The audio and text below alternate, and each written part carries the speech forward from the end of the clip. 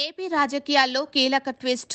జనసేన పోటీలో లేని చోట్ల ఆ పార్టీ గుర్తు గాజు గ్లాసును ఇండిపెండెంట్ అభ్యర్థులకు కేటాయించిన సంగతి తెలిసిందే.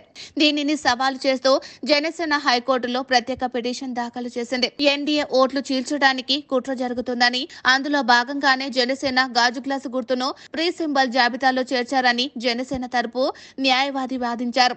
దీనిపై 24 గంటల్లో ఈసీ నిర్ణయం తీసుకుంటుందని ఎలక్షన్ కమిషన్ తరపు న్యాయవాది కోర్టుకు స్పష్టం చేశారు. దీంతో గుర్తు కేటాయింపు అంశం యూటర్న్ తీసుకుంది. వాస్తవానికి ప్రీ సింబల్ జాబితాలో ఉన్న గాజు గ్లాసు గుర్తును జనసేన కామన్ సింబల్ గుర్తుగా కేటాయించాలని ఆ పార్టీ 2 సార్లు ఎలక్షన్ కమిషన్ కు విన్నపించింది. కానీ ఈసీ నిర్ణయం తీసుకోకపోవడం వల్లే ఈ పరిస్థితి వచ్చింది.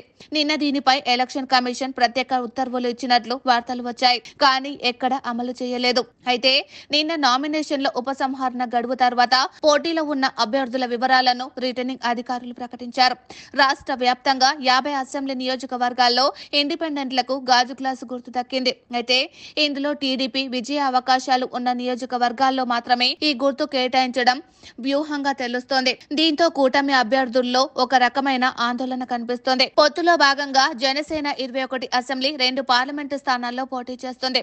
అక్కడ ఆ పార్టీ అభ్యర్థులకే గాజు గ్లాసు గుర్తు దక్కనుంది. మిగతా చోట్ల మాత్రం ఇండిపెండెంట్లకు దక్కే ఛాన్స్ ఉంటుంది.